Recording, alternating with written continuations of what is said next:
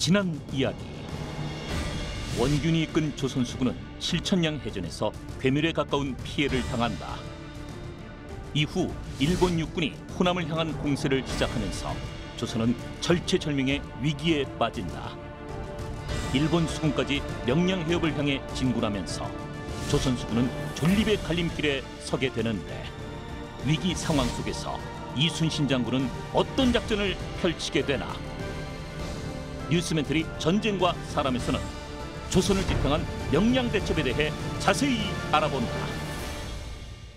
칠천량 해전에서 정말 한맺힌 패배를 하고 난 조선 수군, 그리고 끝까지 결정을 미루다 결국 이순신 장군께서 다시 수군 통제사로 복귀를 하셨습니다. 조선의 수군 정말 형편없이 지금 아작나 있었죠. 뭐 병력은 말로 할 수도 없고 사방에 또 흩어져 있고, 배가 이제 중요한데 배는 있어야 되거든요. 사람은 모을 수가 있으니까. 배가 배설이 데리고 온 12척이 전부였죠. 그러니까 어떻게든 이제 배 탈 사람을 모아야 되는데, 이때 조정에서 권유 비슷하게 내려오는데 그 병력이 없으니까 육군하고 합세해라. 근데 이거는 당시 일본군이 육지로 진격하고 있으니까 양쪽에다 병력을 둘 수 없다고 해서 한쪽이라도 막자라는 생각이었던 것 같은데, 근데 이것도 사실 말이 안 되는 거잖아요. 그러자 이순신 장군이 이렇게 말하죠. 임진년부터 지금까지 5, 6년 동안 적이 감히 충청 전라도를 곧장 돌진해오지 못했던 것은 우리 수군이 길을 막았기 때문입니다. 제발 생각 좀 하라는 뜻입니다. 사실은. 그러나 왕한테 이렇게 쓸 수는 없으니까 여기서 아주 유명한 명대사가 나옵니다. 아시죠, 그거? 신에게는 아직 12척의 배가 남아있사옵니다. 그 유명한 대사, 신에게 아직 12척의 배가 남아있습니다 때문에 명량해전에 참전한 배가 12척이라고 알고 있는데, 네. 실제로는 며칠 후에 그 장기에 올리고 나서 전라 우수사로 임명된 김옥주가 전선 한 척을 가지고 합류합니다. 그래서 13척이 되죠. 근데 또 이제 해전에 들어간 거는 또 12척이라 설도 있는데, 근데 왜냐하면 배가 또 있다고 다 들어가는 게 아니잖아요. 그렇죠, 뭐 그렇죠. 과정에서 뭐 구멍 날 수도 있고 그러니까. 올돌골에서 이제 뭔가를 준비를 하시는, 도모하려고 하시는 그 결정을 내리는 시점은 어느 정도 되시는 거예요? 전체적으로 보면은 추정이지만은 이제 낭중일기에 그 기록은 나와 있지 않습니다. 근데 이제 9월 14일이 아닐까라는 생각이 듭니다. 첫 번째는 이제 정보 보고죠. 그래서 탐망공간 그 임준영이 보고를 했다. 55척이 어란진 쪽 앞바다에 도착했다라고 보고를 했다라고 나와 있지 않습니까? 그래서 이제 이 이순신 장군은 굉장히 정보를 중요시하는 그 지휘를 쭉 했다고 기록이 나와 있습니다. 두 번째 이제 보고는 김의 사람이 탈출해서, 김중걸이라는 사람이 탈출해서 일본군 수군의 이동 상황을 보고했다, 이렇게 나옵니다. 그러니까 복수의 정보를 가지고 판단을 한 거죠. 두 번째는 진지를 옮깁니다. 벽파진에서 이제 어란진 쪽에 일본 수군이 도착해 있고, 울돌목을 기준으로 보면 우측이 이제 벽파진이죠. 벽파진에서 17일 동안 주둔을 했습니다. 근데 9월 14일 날 해남 우수영으로 옮깁니다. 우수영은 울돌목을 보면은 서척입니다. 네. 그러니까 오른쪽에 벽파진, 왼쪽에 우수영이 되는 거죠, 해남. 그러니까 9월 13일 날 울돌목을 건너서 왼쪽으로 탁 옮깁니다. 그 이야기는 뭐냐면은 울돌목에서 뭔가 결심을 했다, 울돌목에서 결전을 하겠다는 생각을 가졌을 가능성이 높다는 거죠. 네, 그렇습니다. 울돌목은 뭐 그 바다에 그 일하시는 분들 말씀 들으면 우리나라에서 조류가 제일 빠른 곳이다. 뭐 요즘 그건 다 공식화돼 있더라고요. 여기가 전라남도 해남군 화원반도하고 진도 사이에 있는 해협인데, 여기 지형이 좀 폭이 좁은 데다가 수심이 얕아서, 또 원래 조류가 또 이렇게 왔다 갔다 하잖아요.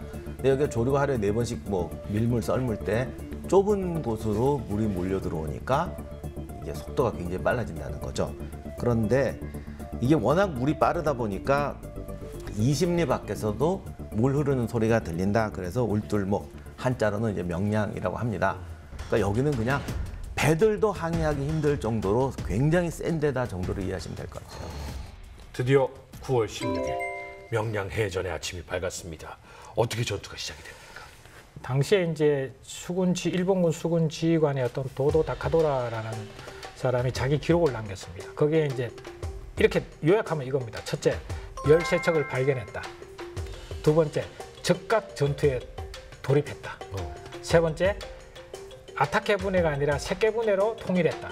이렇게 나옵니다. 뭐냐면은 세 번째를 좀 더 구체적으로 말씀드리면요. 일본은 기본적으로 두 가지 그 함선이 있다고 말씀드렸지 않습니까? 그래서 아타케분해, 세끼분해 이렇게 있는데 아타케분해는 대형 함선입니다. 주로 지휘선으로 쓰고요. 세끼분해는 그보다 좀 더 우리 판옥선보다 오히려 좀 더 작은 사이즈의 배죠. 이제 해협에 워낙 물살이 빠르고 좁으니까 이걸 아타케분해로는 사실은 작전하기가 굉장히 어렵다라고 판단한 거죠. 그래서 좀 더 작은 세끼분해로 함선을 다 통일해서 이제 작전에 돌입하게 됩니다. 나름 생각을 했네요. 그렇습니다. 근데 이제 여기서 한번 뒤집어 놓고 생각해 보면은 이순신 장군이 울돌목을 사실은 해남 쪽으로 우수영을 옮겨서 울돌목에서 전투를 해야 되겠다고 판단할 때 그런 이 지형에서 일본군이 그런 제한 사항을 겪을 수밖에 없을 것이다라는 것을 고려했을 수도 안 했을 수도 있습니다. 그런데 임진왜란 후반기에 보면 일본도 나름대로 대책을 강구하지 않습니까? 그래서 함선을 대형화하고 뭐 이렇게 하는데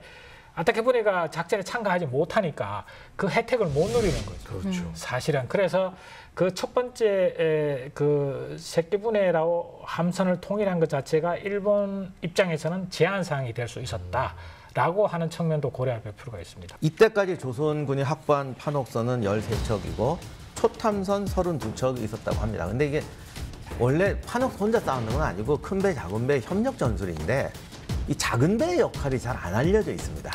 그런데 이거는 중선, 소선이 아니고 아예 초탐선이라는 건 거의 그 고깃배 수준의 정찰선이기 때문에 이건 아예 빼도 빼야 돼요. 그러니까 전함, 구축함, 순양함 이게 아니고 여기는 아예 빠져야 되니까 거의 판옥선 13척으로 전투를 수행했던 것 같고요.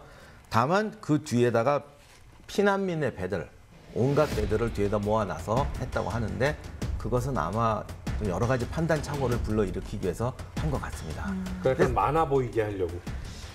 꼭 많아 보인다기보다는 하여간 사실 옛날 배들이 멀리서 보면 다 비슷해요.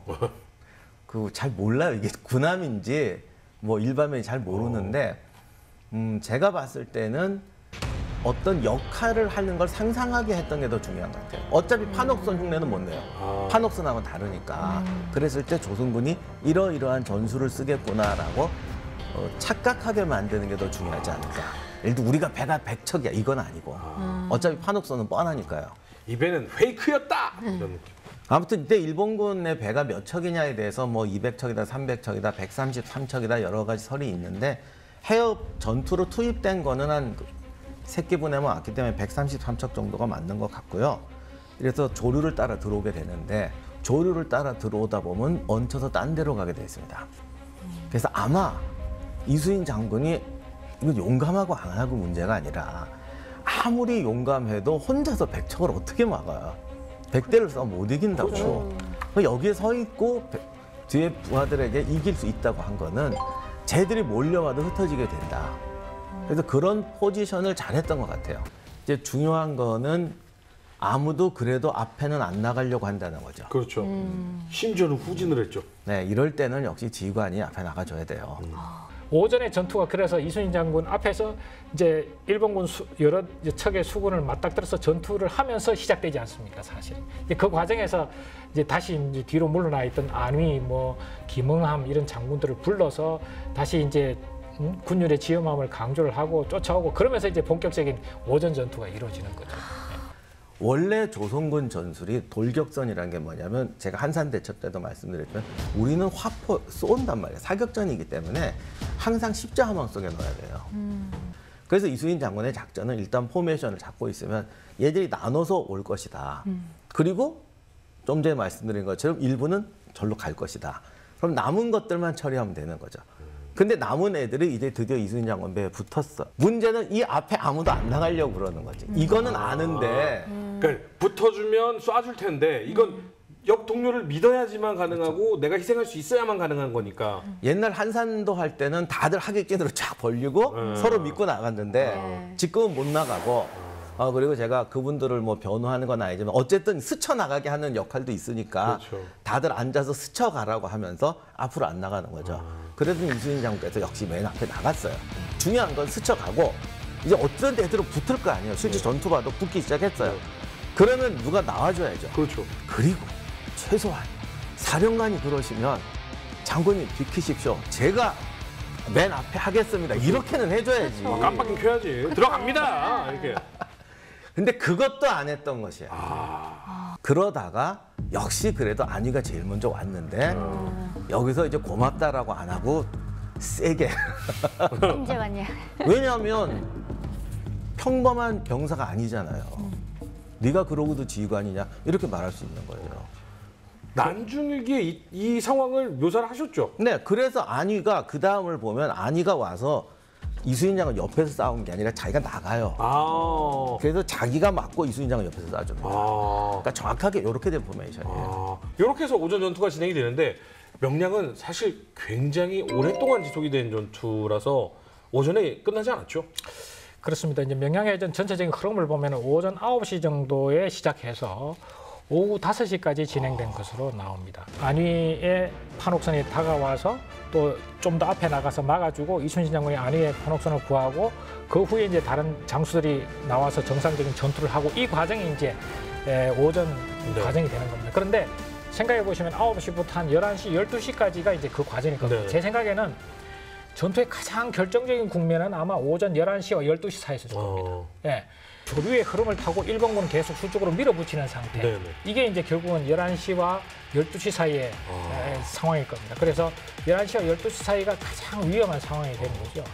그런데 여기서 이제 일본군 수군의 피해를 보면 오히려 오전 피해가 더 많이 나왔다고 할 정도로 격렬한 전투가 있었는데 이제 반전이 되는 시점이 오후 1시쯤이 됩니다.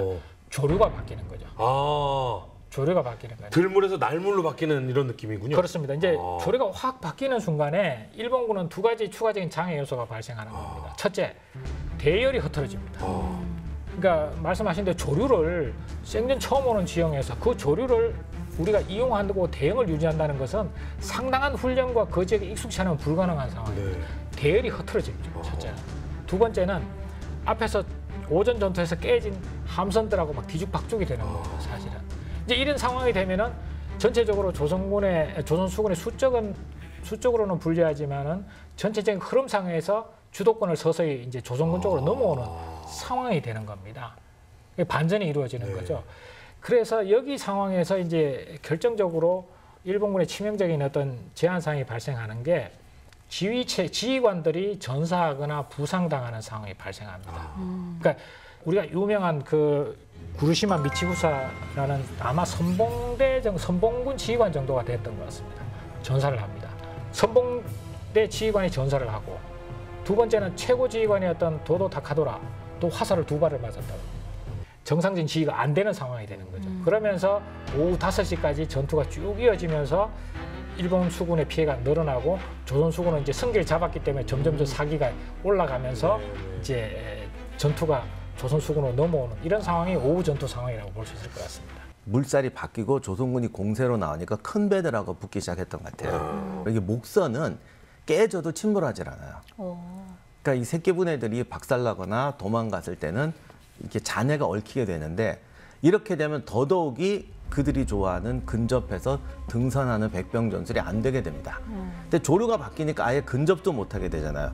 이때 공세로 나가니까 적의 대장선들하고 충돌하게 되는데 우리 배는 어쨌든 사격을 하니까 뭐 30m 밖에 쏘든 50m 밖 그리고 실제로 또 쏘다 보면 꽤 먼 거리에서도 산탄들이 날아갑니다. 이렇게 되니까 우리는 바닥에 배들의 잔해가 있으면 더 유리한 거지. 얘들이 바리케이트가 돼주고 장애물이 돼주고 우리는 계속 쏠 수가 있으니까. 그러면서 대장선을 향해서 육박했던 것 같아요. 자, 어찌됐든 이 모든 것들이 더해져서 정말 조선의 수군은 피해를 거의 입지 않았죠? 그렇습니다. 일본군 먼저 피해를 보면요. 일본군 31척이 격침됐다고 나와 있습니다. 그건 이제 도도 다카도라의 어떤 기록이나 이런 걸 보면 그대로 다 일치하는 상황이고. 근데 이제 병력이 얼마나 일본군 병력에 손상이 있었느냐라는 측면하고 이제 판옥선이 격침된 건 31척이지만 이게 결국은 전투 과정에서 부서지거나 손상된 새끼분해가 또 상당히 있을 겁니다. 그렇겠죠. 적어도 뭐 30여 척 이상은 있었을 걸로 판단이 되고 이제 병력은 전쟁포로 중에 전풍상이라는 이름을 가진 전쟁포로가 일본에 가서 일본군하고 지내면서 있었던 이야기, 그 다음에 도도 다카도라의 기록 이런 걸 보면은 한 절반 정도의 사상자가 났다. 다치거나 전사 이렇게 보면 한 절반 정도가 났다. 그래서 전체적으로 보면 일본군 한 7, 8천 명이 투입됐다가 그 중에 뭐 전사, 다친 인원 다 합치면 한 절반 정도는 충분히 피해가 발생했다고 볼 수 있을 것 같습니다. 이제 조선군의 피해는 판옥선 하나도 격침이 안 됐습니다. 그야말로 완성이죠. 우와. 난중일기에 보면 이제 대장선, 이순신 장군이 직접 이끄는 대장선의 피해는 전사 2명, 부상 3명 이렇게 나오고 거제 혈령 안위가 지휘하는 거제 격분 5, 6명이 배에서 난전 가운데 떨어졌다. 그 인원은 아마 사실은 전사했을 가능성이 있는 거죠. 그래서 구체적으로 나와 있지 않은 조선 수군의 판옥선은 피해 없음. 그 다음에 인명 피해는 경미한. 그러나 일본군은 31척 격침, 적어도 30척 이상의 손상, 적어도 절반 이상의 병력의 전사상자. 이렇게 정리할 수 있을 것 같습니다. 괴멸 수준이라고 볼 수가 있는데 이 명량해전의 결과를 어떻게 보면 좋을까요? 흐름 자체가 약간 바뀐 게 아니라 정유재란 자체가 좌절이 되죠. 그러니까 일본군들이 이제 육지에서는 직산 전투에서 대패까지는 아닌데 막힙니다. 그러면서 가뜩이나 자신감을 잃고 있었는데 해전에서 또 완전히 이건 이제 안 되겠다 싶으니까 그러면 진군은 못 하는 거잖아요. 네. 지난 7년 동안 진군을 못 했는데 만약에 이때 수군이 길을 열었으면은 보급로 때문에 또 진격했겠죠. 그리고 거기서 속전속결로 올라갔으면 후방에 군대가 없어요. 조선군이나 명군이나. 이게 거의 전부였거든요. 그래서 임진왜란의 전세가 또다시 바뀔 수 있었는데 여기서 일본군이 포기하게 됩니다. 이순신 장군께서는 울돌목이라는 그 지형을 통해서 주도권을 또 포기하지 않고 우리가 일부 확보하고, 두 번째 조류의 흐름이라는 걸 통해서 또다시 주도권을 포기하지 않고 더 확보하기 위해서 노력했다는 겁니다. 그래서 그 세 가지 조합, 전투력은 비록 열세지만은 시간과 공간, 울돌목이라는 공간, 조류의 변화라는 그 시간, 이런 것까지도 머리에 넣고 그것을 통해서 주도권을 강화함으로써, 포기하지 않고 강화함으로써 전쟁을 승리로 이끌었다. 이것이야말로 군사 지휘관들이 이순신 장군님을 통해서 배워야 될 가장 큰 중요한 교훈 중에 하나라고 생각합니다. 네, 이순신 장군은 어려운 상황 속에서도 이 백성을 생각하는 마음 하나만으로 명량대첩을 이끌었습니다. 오늘 다시 한번 이순신 장군의 위대함을 느낄 수 있었습니다. 다음 시간 조금 더 흥미로운 주제를 가지고 돌아오도록 하겠습니다. 시청해주신 여러분 감사합니다.